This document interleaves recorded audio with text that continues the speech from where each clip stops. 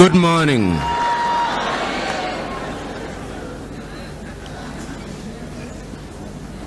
Good morning. Let me say how happy I am to be with you this morning. I've already been told that the congregation here present represents a number of countries from within the continent of Africa and from outside of Africa, and that it is, in a manner of speaking, the United Nations in microcosm. I have been asked to speak on a subject that allows me to mention a number of things, but because this is a Christian setting, I've chosen to predicate my speech upon 3 Bible verses. The very first one is to be found in the book of Daniel. And you will remember that in the book of Daniel, the story is told of King Nebuchadnezzar and how he conquered the territory that was occupied by the Jewish people. And we are told that immediately he made that conquest, he asked one of his officers to identify from within the ranks of the conquered people intelligent individuals. And the Bible records in that book of Daniel that they identified Daniel. They also identified an individual called Ananias, and they identified another individual called Mishael, and a third one called Azariah. And the Bible proceeds to tell us that they were all renamed Belshazzar, Shadrach, Meshach, and Abednego. And there is a sense in which it is those given names that they are known by throughout the ages. And we are told that they were schooled in the arts and that they were some of the most intelligent individuals. If one were to be dramatic about it, one may say that they gained admission into the University of Nebuchadnezzar. And if one says so, that there were certain protocols to be followed once you joined the University of Nebuchadnezzar. Number one, that you are to eat from the king's table and to drink the king's wine. But these individuals were so wedded to their own conviction for their own God that they made a request of the king's attendants that they be allowed to take food that was not served from the king's table. And we are told that after 10 days, they were better than everybody else. And we are further told that on the day of graduation, when they were examined, they were 10 times better than everybody else. That is the first verse in the Bible, the first chapter in the Bible, upon which I'll predicate my presentation. The second chapter in the Bible on which I shall predicate my presentation is to be found in the book of 1 Kings at chapter 18. It is a story with which you are familiar. It's the story that gives us Ahab in the Bible and gives us one of the most notorious women in the Bible, Jezebel. And we are told that there had been no rain in that land for a long time. And the story we are told of a man called Obadiah, who was sent by Ahab to go and look out for the prophet Elijah. And we were told how this Obadiah was scared. And we are also told how God instructed this Elijah to go to the palace of Ahab. And we are told how when Elijah confronted Ahab, he told him that I'm the only one of the prophets of the Lord who is still alive. That is not to say that Obadiah had not hidden 50 others, 50 in one cave and 50 in another cave. And we are told that Elijah said, let us not be of two opinions. If indeed God is God, let us worship God. And if Baal is God, let us worship Baal. And we are told that he asked, bring out the 450 prophets of Baal and the 400 prophets of Asherah who have been dining at the table of Jezebel. And there was a competition, if you may, that took place at Mount Carmel. And the story is told of how they prayed unto their God and how they were mocked by Elijah and nothing came to pass. And ultimately, when Elijah had his opportunity, we are told that fire came down from heaven and it consumed everybody else. And we are told how the prophets who of Baal were then executed. Then the final chapter in the Bible, book in the Bible, if you may, that I want to refer to is the book of the prophet Joshua, chapter 24 to be exact. And this is a very critical time when Joshua has taken over from Moses and the Israelites are about to go into the promised land. And we are told that Joshua gathered all the children of Israel, and the story is told of how he reminded the people when they were across the river that Abraham's father Terah worshiped gods other than the real God. And he tells the people, choose you now whom you shall serve. Shall you serve the gods that your fathers worshipped across the river, or the Lord of the Amorites in whose land you dwell? As for me and my house, we shall serve the Lord.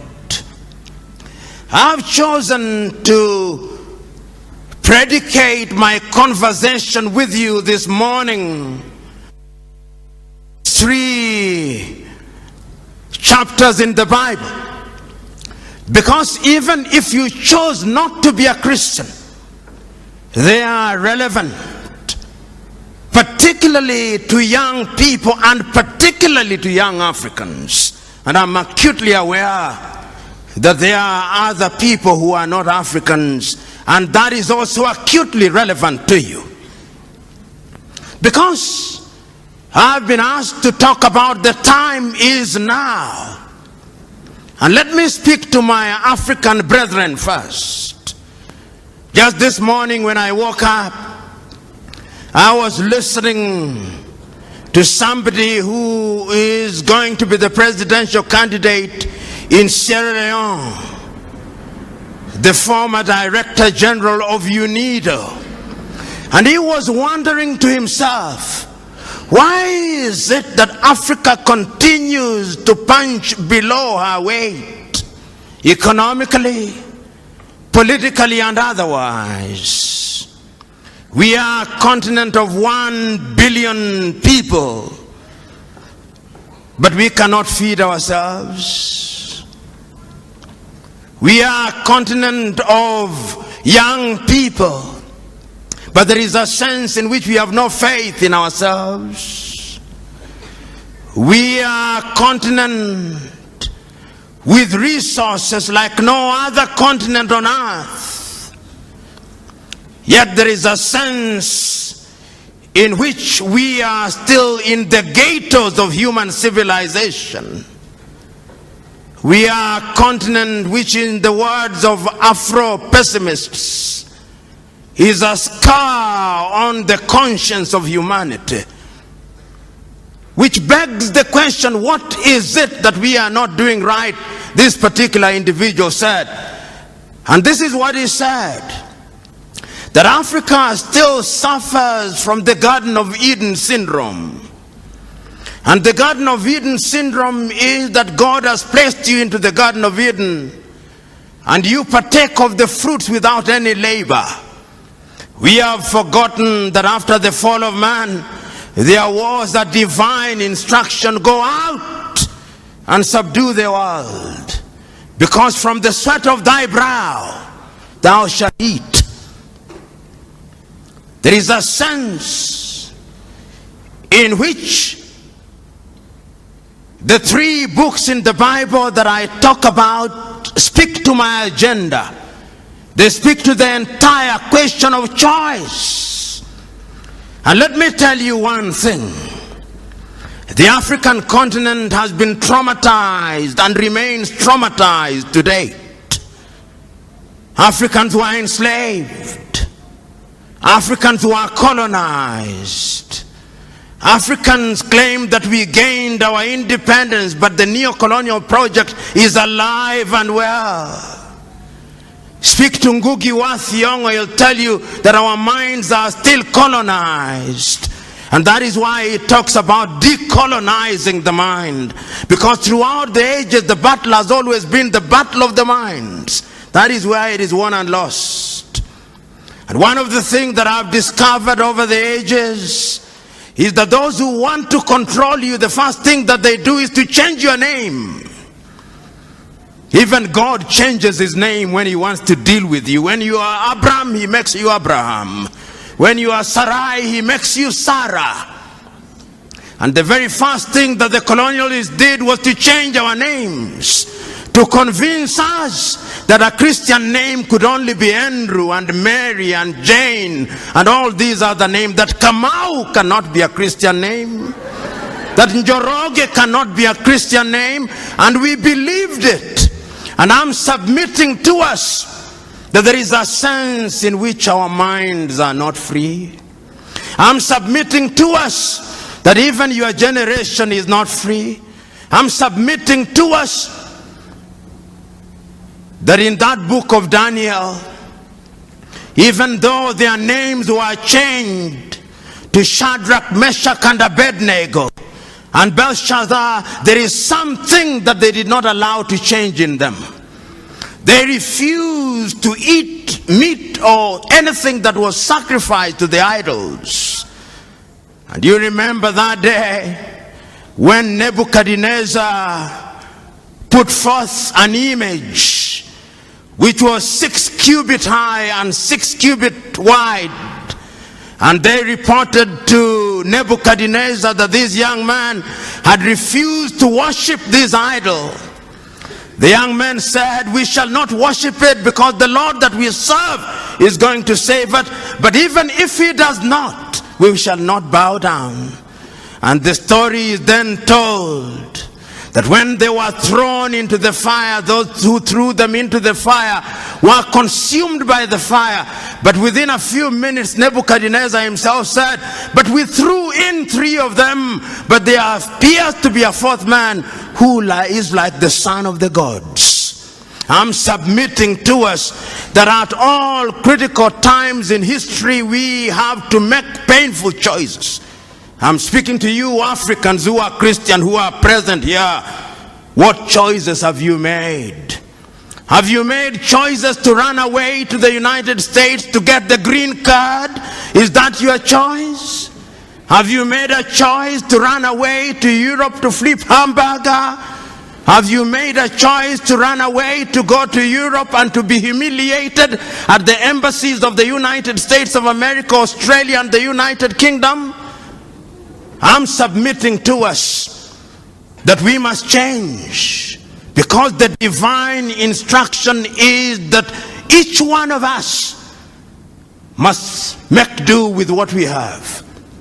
It cannot be right that a continent that is so blessed has our young men and women with only one ambition: to go to the United States. I know families where when wives are pregnant, they want to go to the United States that they may give birth there, that their child may be a citizen of the United States of America. The United States of America was not built by an army of angels. No, it was built by human beings. And I'm submitting to us that going forward, like Shadrach, Meshach, and Abednego, we must make a choice. And I'm submitting to us that if your Christianity is the kind of Christianity that only appeals to your emotions and make you feel good without making you good, that is not Christianity. Because there is a variety of Christianity today that makes you feel good, but it doesn't make you good. And I'm submitting to us that we must change now, because if we don't change now, you are going to be subdued by other civilization. And as I said at one forum, and I repeat it now, there are two ways of being at the dinner table of civilization. You can be at the dinner table as a diner or as a waiter. Choose you now. Whether you want to be a diner or a waiter, choose you now. But even as I proceed, I have not forgotten that there is another book, that there is the battle between Elijah and the gods of Baal. Today, we have erected unto ourselves gods of Baal. I go to many churches, and there is the prosperity gospel. The gospel that tells us that the church is a casino, where depending on how much you pay as a tithe or givings, then you'll get blessing. That is not the God that I worship. And if there was such a God, I would refuse to worship such a God. The God that I worship and the Christ that I follow, I remember on that day when an old woman had given the smallest contribution, he said, that woman has given the most, because there was sacrificial giving. We must now interrogate our Christianity, because Paul says, I would want you to be like the Christians of Berea. Because the Christians of Berea, once you'd preach to them, they would go to the gospel and ask, are you preaching the right thing, or you are preaching make good gospel? I'm submitting to us that at critical moments in history, there has always been a choice. And this is what Elijah is confronting the people with. He says, for how long shall you waver between two opinions? If God is God, worship God. And if Baal is God, worship Baal. I'm submitting to you that the time for choice is now. If material things are the things you want to worship, if you think that having Lamborghini, if you think like having Ferrari and all these other goodies is the right thing, then you can go on. But the last time I checked, greed is insatiable. It's like drinking salty water. The more you drink, the more you want. So choose you now. You Christians and Africans shall come to the white men who are present in this room shortly. I'm submitting to us, and there is a preacher that I love for only one thing. Sometimes I think he go overboard on his love for Israel, John Hagee. And he says one thing that I love: the uncompromising message of Jesus Christ. It is the same yesterday, today, and tomorrow. So that there is no question of humoring you in the church. It is telling you as it is. And I'm saying that even as we are waiting for heaven, and heaven will come in the fullness of time, in the intervening period we must eat. In the intervening period, we must go to school. In the intervening period, we must make Africa great. And we can make Africa great. What pains me most is when I see young men dying in the Mediterranean Sea. You know, a long time ago, they took Africans to Europe and Caribbean a long time ago. And they were wailing and kicking. And I've seen the dramatization of Alex Haley's Roots. And I've seen how in Roots a young man is taken from the Gambia, Kunta Kinte. And I've seen how Kunta Kinte refuses to change his name. And they call him Toby, but he says, I'm Kunta Kinte. Ultimately, for strategic reasons, he accepts the name Toby. But he retains Kunta Kinte throughout the ages. And 200 years later, Alex Haley is able to trace his roots. But today, young Africans are going to Europe willingly to be enslaved. It's slavery by another name. Because you are paying wages, you are paid wages that can barely keep you alive. I'm submitting to you who are here. Africa is the land of action. I'm submitting to you here that the Europeans will never respect you if you don't respect yourselves. Because respect is earned, not given. I'm submitting to you that you will never sit on the table of civilization as equal partners unless you are demonstrated that you are worthy of being a diner rather than a waiter. Choose you now what you shall do. The book of the prophet Joshua is also another book. It speaks to the Israelites. The Israelites were in captivity for 400 years. They brought Moses unto them. Moses delivered them. But at critical moments, they wanted to go back to the flesh pots of Egypt. At critical moments, God parted the Red Sea. At critical moments, there was a pillar of fire to separate them from the Pharaoh. But they still went back to their old ways. And an aging and a dying Joshua is telling them the point for making the choice is now. When we were taken away from Ur of the Chaldeans, Terah was worshipping idols. Abraham was worshipping idols. There was a change in him and he became Abraham. And now you have come to the land of the Amorites. And you are worshipping their gods. Choose you now whom you shall serve, the Lord God or the Lord of the Amorites. As for me and my house, we shall serve the Lord. I'm submitting to us now. Choose you now whom you shall serve, the Lord whom you only serve on Sundays, or the Lord that is imminent and must be served every minute. Choose you now. As Christians and as Africans, one can go on and on, but let me turn to the white people who are present in this assembly, who are our brethren. You came here by divine instruction to evangelize Africa, but in your land, God no longer has the opportunity to operate. That is why I'm happy to see you here. Because Africa now leads in evangelization. And this is how God operates. There was a time when the white men came here to evangelize. They lost God. I'm not saying that there is a godless society, but there is a sense in which when one travels to Europe, one sees cathedrals being converted into discotheques and museums. And here we are struggling to operate in a tent. How I wish that we could have the faith spoken of in the Bible, that we could uproot the cathedrals that they may settle here. But I know that that is wishful thinking, that there is no abracadabra in this thing, that I know. But I'm submitting to us that your presence here is a good thing.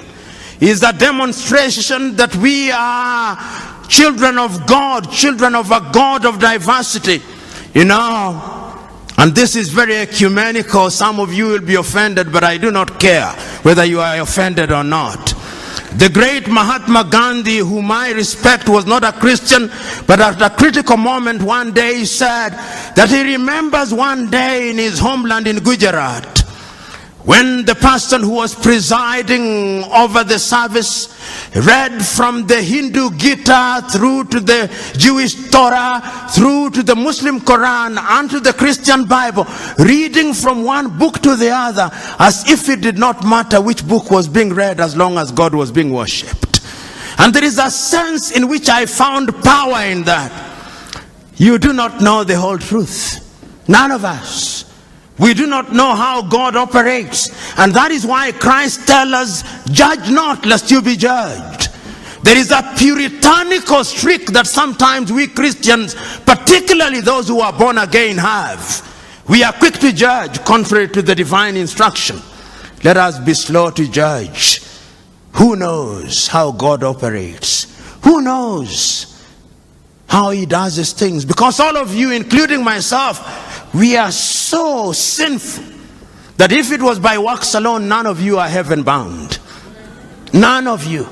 You may think that you are good, you may think that you are doing all good things, but he says none of you is heaven bound except by the grace of God. And if we appreciate that, then we would be very humble. But even as I talk about these things and change now, I'm not unaware that I was asked to speak for 25 minutes. And being aware that I was asked to speak for 25 minutes lets me now move with jet-lag speed in the direction of my conclusion. What is it that I've been saying? I'm saying that we who have the advantage of knowing God, we are in a unique position because we may sin, and throughout the Bible there are many sinners.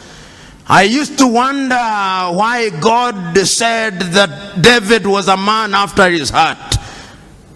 This man David, who took Uriah's wife, this man David, who took Abigail, this man David, who sent Uriah to be killed, this man David, of whom the Israelites sang that Saul kills by the thousands, and David by the tens of thousands. I said, how could he possibly be a man after God's heart? But then I made a discovery that the man is so human, so prone to making mistakes and to sinning, but so devoted that when he sins, he goes to God with a contrite heart. And then I discovered that all of us must strive to do that which is good and right. Then I discovered that wherever we are, whatever we do, we must use our Christianity well. A friend of mine told me not so long ago that he was at an airport in the United Arab Emirates, and there was a signpost. Whether this story is true or apocryphal, I do not know, but I'll use it nevertheless. There was a sign that said, you can leave your things here, they are safe, there are no Christians here. And the moral of the story is one that is not far to seek. We claim to be 80% Christians, and yet we are one of the most corrupt nations on earth. Where is our Christianity? We claim in Africa to be immune from all these other things. I know there are Ethiopians here, and I'm not unaware that your economy is doing well, but yet the Oromo has a problem with the Tigrinya and the Tigrinya with the Amhara. So that when the chips are down, the blood of ethnicity is thicker than the blood of Christ. I know that there are Ugandans here, and I know that there are moments when being a Muganda is more important than being an Acholi or a Teso. The blood of ethnicity is thicker than the blood of Christ. And the people whom I love, the Rwandese, are here. How can we forget 20 years ago a people who speak one tongue, a people who live together. Husband slaughters wives on the ground only that they labored them Tutsi. In the churches of God, priests killed. The blood of ethnicity is thicker than the blood of Christ. And one can go on and on. The only country in Africa that appeared to have been vaccinated against ethnicity is Tanzania, the home of that great man Julius Kambarage Nyerere. They appear to have been vaccinated. But come to my Kenya. Oh, my Kenya. Oh, Kenya. Even now as we approach the elections and you are going to make the decision, I can assure you that there will be no change. Because the formations we have are merely tribal alliances, and if one were to be blunt about it, on one side, the Kalenjin elite and the Kikuyu elite have ganged up and they have hypnotized their tribesmen and persuaded them that it's only by electing them that their circumstances will change. It will not. On the other side, there is another arrangement called NASA. This is also an assembly largely of the Luo of Kenya, the Kamba, the Luhya, and a few other tribes, and their leaders, the elite, have hypnotized their tribesmen. They cannot think nor reason. So that what we are going to have in Kenya on the 8th day of August is not an election on any issue. They'll not talk about agriculture, about education, about unemployment, the critical things.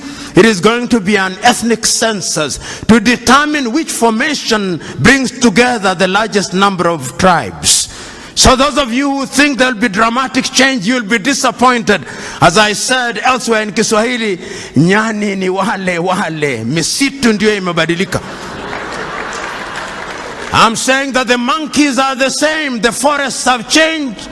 And if you ever doubted me, there was once a forest called COD, there was once a forest called ODM, it has now changed into NASA. There was once a forest called URP, there was once a forest called TNA, it is now Jubilee. Nyani ni wale, na hulka zao ni zile. So you who are here, you who are Kenyans, when you go to vote on the 8th, what will you be voting for? Agriculture, employment, or modo wa nyoba? You who are from the Luo extraction, when you'll be voting Oduadu or health and education? Who will betide you? Because the question has always been, choose you now whom you shall serve, the Lord of the Amorites or the Lord God. As for me and my house, we shall serve the Lord. You know, one of the things that I find painful is for anybody to tell me to vote an individual because he's from my ethnic group. It is the greatest insult. Why did I go to school?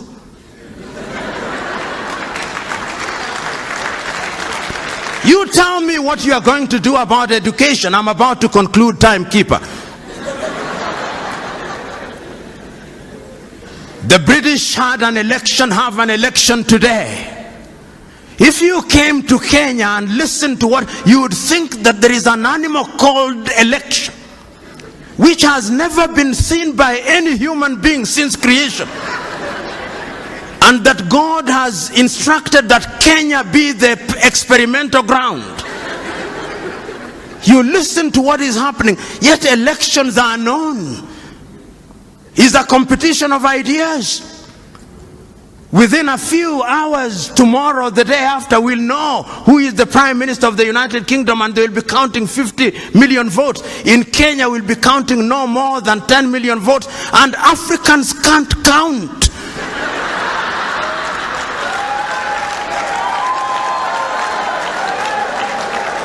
When it comes to elections, Africans can't count.